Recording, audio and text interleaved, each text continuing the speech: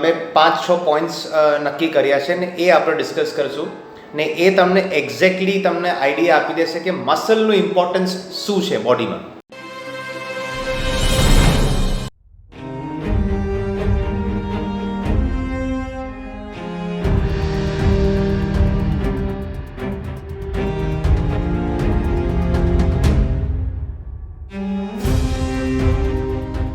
Hello everyone, welcome to fitness and martial arts with વિસ્પી ખરારી. જ્યારે બી આપણે ટ્રેનિંગની વાત કરીએ, જ્યારે બી કોઈ બી તમારો ટ્રેનર હોય કે ડૉક્ટર હોય ફિટનેસની વાત કરે કે તમે કોઈ માંદગીમાંથી તમને જ્યારે ઉપર આવવું હોય ત્યારે કોઈ પણ ટ્રેનર કે ગાઈડન્સ જે આપવાવાળું તમને હોય એ ઓલવેઝ મસલની વાત કરે, કે મસલ બિલ્ડ કરવાની વાત કરશે, કે મસલ સ્ટ્રોંગ કરવાની વાત કરશે. એ શું કામ એ આજના એપિસોડમાં આપણે સ્ટડી કરશું. નાઉ કમિંગ ટુ મસલનું ઇમ્પોર્ટન્સ મેં 5-6 પોઈન્ટ્સ નક્કી કર્યા છે ને એ આપણે ડિસ્કસ કરીશું ને એ તમને એક્ઝેક્ટલી તમને આઈડિયા આપી દેશે કે મસલનું ઇમ્પોર્ટન્સ શું છે બોડીમાં. ફર્સ્ટ પોઈન્ટ જે મારા ધ્યાનમાં આવે છે એ છે તમને મજબૂત બનાવવા માટે. ઓવરઓલ એક પર્ટિક્યુલર મસલ નહીં પણ આખું બોડી તમારું સ્ટ્રોંગ બનાવવા માટે, તમને મેન્ટલી અને ફિઝિકલી બેવ રીતે સ્ટ્રોંગ બનાવવા માટે મસલ કામ કરે છે. હવે તમે કંઈ પણ એક્ટિવિટી તમે કરો, તમે રનિંગ કરો, તમે નોર્મલ ઘરકામ કરો, તમારી આપણે શાકભાજી લઈને આપણે ઘરે આવીએ ચાલીને, એ બધું મસલનું કામ છે. એ મસલ તમારા જેટલા સ્ટ્રોંગ રહેશે એટલે એ કામ અને એ એક્ટિવિટીઝ તમે એટલા ઇઝીલી કરી શકશો પ્રોબ્લેમ આવ્યા વગર. અને જો મસલ સ્ટ્રોંગ નહીં હશે તો આ બધા જ કામમાં તમને પ્રોબ્લેમ આવવાના ચાલુ થઈ જશે, કારણ કે મસલ સ્ટ્રોંગ નહીં હશે એટલે બોડી રેઝિસ્ટ કરશે કામ કરવા માટે, બોડી એનું અપોઝ કરશે કામ કરવા માટે અને એ પ્રોબ્લેમ્સ ક્રિએટ કરે. જે સેકન્ડ પોઈન્ટ આવે છે એ છે આપણા બોડીમાં બહુ બધા અલગ અલગ પાર્ટ્સ હોય છે અને એ બધાની સાંઠગાંઠ રાખવું બહુ જરૂરી છે બોડી માટે અને બોડીને સ્ટ્રોંગ કરવા માટે ઓવરઓલ. સો નર્વસ સિસ્ટમ્સ હોય, મસ્ક્યુલર સિસ્ટમ્સ હોય, જે બ્લડ ફ્લોઝ હોય, એ બધાની એક સાંઠગાંઠ હોવી જોઈએ. હવે નર્વસ સિસ્ટમને ફંક્શન કરવા માટે બ્લડ જોઈએ. એ બ્લડ પમ્પ કોણ કરશે? એ મસલ્સ પમ્પ કરશે. હાર્ટ પણ એક મસલ છે. એટલે ઇન શોર્ટ મસલ સ્ટ્રોંગ રહેશે તો ઓવરઓલ તમારું જે વેસ્ક્યુલર સિસ્ટમ છે, નર્વસ સિસ્ટમ છે, જે બ્લડ ફ્લોનું આખું સિસ્ટમ તમારા બોડીમાં ફેલાય છે એ એક મસલ કામ કરે છે. અને એટલા માટે જ મસલને સ્ટ્રોંગ કરવું બહુ જ જરૂરી છે, મસલને બિલ્ડ કરવું બહુ જરૂરી છે. અને એ પોઝિટિવલી ઇમ્પેક્ટ આપે છે ઓવરઓલ આપણા બોડીમાં. અને જો જેનું મસલ વીક હશે, કે જેનું મસલ આપણે ઘણીવાર આપણે ધ્યાનમાં આપણે આવે છે કે ઓલ્ડ એજમાં જે પથારીવશ થઈ જાય છે એ લોકોનો બ્લડ ફ્લો બી વીક થઈ જાય છે, એ લોકોનું નર્વસ સિસ્ટમ વીક થઈ જાય છે. એનું બેઝિક રીઝન એ જ છે કે એ લોકોના મસલ નથી કામ કરી શકતા એ ટાઈમે. એ લોકો એટલું ધ્યાન કદાચ નથી આપી શક્યા કે એ લોકો એક્ટિવ નથી રહી શકતા કોઈ કારણવશ કે એ લોકોના મસલ્સ એક્ટિવ રહી શકે. અને આ એક રીઝન છે જે બહુ જ ઇમ્પોર્ટન્ટ છે, જે આપણે લાંબા ગાળે મોટી ઉંમરે આપણે કામ કરશે. ત્રીજું એક ઇમ્પોર્ટન્ટ પોઈન્ટ જે મને આવે છે મસલના ઇમ્પોર્ટન્સ માટે એ છે આપણી જે બોન ડેન્સિટી કહેવાય, જે હાડકાની થિકનેસ કહેવાય, એને ઇમ્પ્રૂવ કરે છે મસલ્સ. યસ. હવે હાડકા એટલે શું? આપણું જે સ્કેલેટલ હોય છે એ ઘણું બધું સ્ટ્રેસ લે આપણા આખા દિવસના કામકાજમાં, ઘણું બધું એને લોડ આવે કામ કરવા માટે, અને એ સોર્ટ ઓફ વેટ ટ્રેનિંગ જ કહેવાય. કારણ કે આપણું પોતાનું વજન પણ છે એટલે આપણું વજનથી જ બોડી કામ કરે એટલે એને વેટ ટ્રેનિંગ કહેવાય, એને સ્ટ્રેસ આવે. અને મસલ્સ ઓલવેઝ અટેચ્ડ હોય છે બોન સાથે, પણ એ બે વચ્ચે, મસલ અને બોનની વચ્ચે એક પાર્ટ આવે છે એને કહેવાય ટેન્ડન્સ. હવે ટેન્ડન્સ જનરલી તમારા મસલ જ્યારે કોન્ટ્રાક્ટ કરે અને ફોર્સ આપે ત્યારે એ ટેન્ડન્સ તમારા મસલને તમારા પુલ કરશે અને એ બોનને મૂવ કરવાની હેલ્પ કરશે.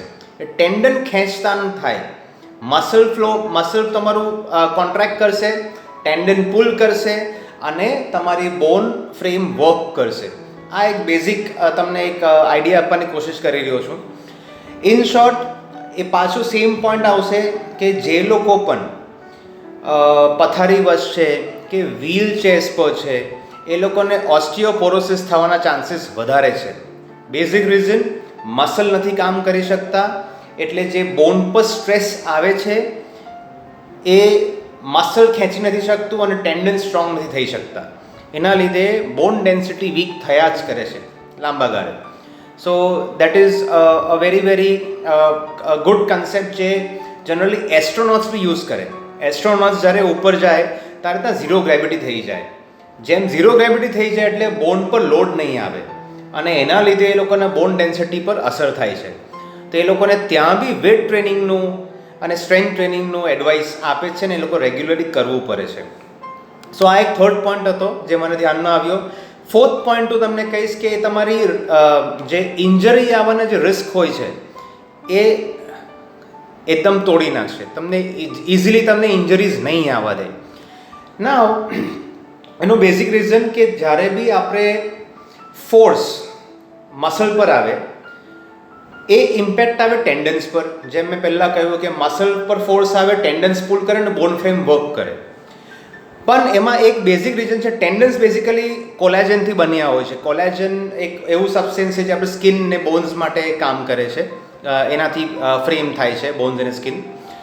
સો અને એ બહુ રિજિડ હોય છે, એ સ્ટબન હોય છે, એ એટલા ઇઝીલી સ્ટ્રેચેબલ નથી હોતા. અને એટલી વાર આપણે ઘણીવાર આપણે ટેન્ડન્સ બ્રેક થઈ ગયા એવું આપણે ઘણીવાર આપણે સાંભળીએ છીએ ડૉક્ટર્સના મોંથી. સો તમારા મસલ જેટલા સ્ટ્રોંગ રહેશે, તમારા મસલને તમે જેટલું સ્ટ્રેન્થ ટ્રેનિંગ આપશો, strength training is the word, strength training પાછો બોલું છું, તમે જેટલું લોડ આપશો મસલને, મસલ એટલું સ્ટ્રોંગ થશે, એટલું જ તમારું ટેન્ડન થિક થશે.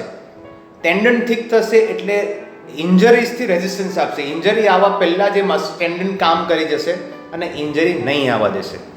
સો આ એક મારું બેઝિક એ હતું કે રિસ્ક ઇન્જરી થઈ તમારાથી સેફ થઈ જશો મસલ સ્ટ્રોંગ હશે તો.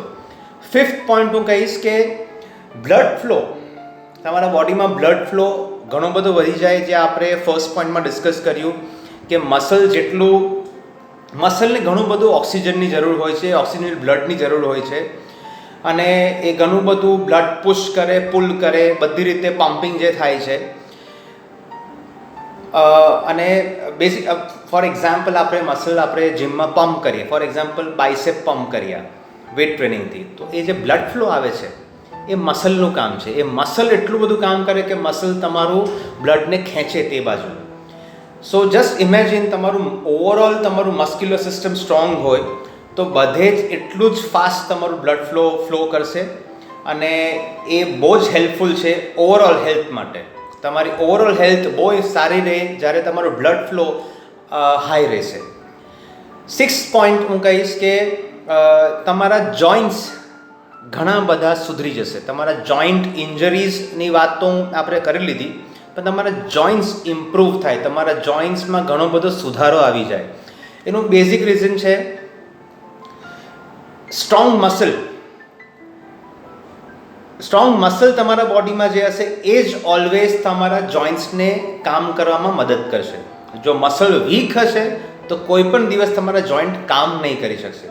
કોઈ પણ જોઈન્ટ તમારા મસલના ટેન્ડન્સ અને મસલ સાથે જોઈન્ટ હોય છે. એટલે જેટલું તમે સ્ટ્રેન્થ ટ્રેનિંગ કરશો, જેટલું તમારા મસલને સ્ટ્રોંગ બનાવશો, એટલું જ તમારા જોઈન્ટ્સ રિસ્ક ફ્રી રહેશે અને બહુ સારી રીતે કામ કરી શકશે. જે સેવન્થ પોઈન્ટ હું કહીશ અને લાસ્ટ પોઈન્ટ હું કહીશ જે મસલના ઇમ્પોર્ટન્સનું દર્શાવે છે, એમાં હું કહીશ કે તમારું મેટાબોલિઝમ બહુ જ ઇમ્પ્રૂવ થઈ જાય. અને જેટલું સારું મેટાબોલિઝમ એટલું સારું તમારું ફેટ બર્નિંગ રેટ, એટલું તમારી હેલ્થ. હવે આનું આપણે ઓલરેડી મેં પહેલાં ડિસ્કસ કર્યું. તમે બેઝિક રેસ્ટિંગ હાર્ટ રેટ આપણે ઘણીવાર ડૉક્ટર્સ આપને પૂછે છે, what is resting heart rate? કે તમે જ્યારે સૂતા પણ હો ત્યારે જે સ્પીડે તમારું બ્લડ ફ્લો થાય છે એને કહેવાય resting heart rate. In short. અને જેટલું સારું તમારું રેસ્ટિંગ હાર્ટ રેટ એટલું જ તમારું મસલનું ઇમ્પોર્ટન્સ છે. દેટ મીન્સ કે તમે જ્યારે કસરત કરો, જ્યારે તમે એક્સરસાઇઝ કરો ત્યારે તો મસલ પમ્પ કરીને બ્લડ ફ્લો વધારે જ છે આખા બોડીમાં, પણ એ મસલ જ્યારે તમે રેસ્ટ કરો છો ત્યારે બી બ્લડ ફ્લો એટલું જ સારું રાખે છે. ધીસ મીન્સ કે મસલ ખાલી ટ્રેનિંગ વખતે કામ નથી કરતું, એ ઓવરઓલ આખા દિવસમાં કામ એનું ચાલુ જ હોય છે. સ્પેશિયલી તમે જ્યારે રેસ્ટ લેતા હો, જ્યારે તમે ડીપ સ્લીપમાં હોવ, રેસ્ટ એને સારું આપો, એટલે કહેવાય છે કે મસલને ટ્રેન કરો પણ એને રિકવરી માટે બી એટલો જ ટાઈમ આપવો અને એના પર ધ્યાન આપવું બી એટલું જ જરૂરી છે. હવે મસલની વાત તો થઈ ગઈ, પણ મસલને બનાવવા માટે કે મસલનો ઇમ્પોર્ટન્સ શું છે એ આપણે સમજવાની ટ્રાય કરીએ. અને મસલની જ્યારે વાત કરીએ ત્યારે સૌથી પહેલી વાત, કોઈ પણ ટ્રેનર, કોઈ બી જે તમને ન્યુટ્રિશનિસ્ટ હોય, ડાયટિશિયન હોય, એ બધા પ્રોટીનની વાત કરે. અને કેમ પ્રોટીનની જરૂર છે એ હું તમને બેઝિક એક નટશેલમાં સમજાવવાની ટ્રાય કરીશ કે આપણું મસલનું કમ્પોઝિશન શું છે, મસલ કેવી રીતે બન્યું છે. સો આ એક બેઝિક ડાયાગ્રામ મેં બનાવવાની ટ્રાય કરી, પાઈ ચાર્ટ. જે આ પાર્ટ છે એ વોટર છે. સો water is around 54% to 74%. 54% to 74% બોડીમાં વોટર હોય છે. જે આ મેં રેશિયો રાખ્યો છે 54 to 74, એ એટલા માટે એટલો મોટો રેશિયો રાખ્યો છે કારણ કે એમાં ઘણા બધા ફેક્ટર્સ કામ કરે છે. એજ, તમારી હેલ્થના ઇશ્યુઝ, તમારો ડાયટ, એ બધું જ કામ કરે ને એટલા માટે આટલું બધું વેરી થાય છે. સો એ સૌથી મોટો પાર્ટ છે. જે સેકન્ડ મોટો પાર્ટ છે એ છે લિપિડ્સનો આવશે, ફેટ્સનો આવશે. જે લિપિડ્સ અને ફેટનો પોર્શન છે એ અપ્રોક્સ 14% to 26% જેટલું હોય છે, જે આ પાર્ટ છે. સો 14% to 26% is fats. So just imagine કે તમારા હેલ્ધી ફેટ્સ તમારા બોડીમાં નહીં હશે તો આ કેટલું બધું વધી શકે છે અને એ તમને નુકસાન કરી શકે છે. સો હેલ્ધી ફેટ્સ બી રાખવું જરૂરી છે, પણ એ ફેટ્સ જ્યારે ઇન્ક્રીઝ થઈ જાય અને બેડ ફેટ્સમાં કન્વર્ટ થાય ત્યારે એ પ્રોબ્લેમ થાય છે એના. So this is second most important. જે વોટર પછીનો સેકન્ડ પાર્ટ જે સૌથી મોટો હોય છે તો 14-26%. પણ હેલ્ધી બોડીઝમાં પ્રોટીન કદાચ એનાથી વધારે મોટું હોઈ શકે. એનું રીઝન તમને બતાવું કે એનો જે રેશિયો છે, આ જે પોર્શન છે પ્રોટીનનો છે.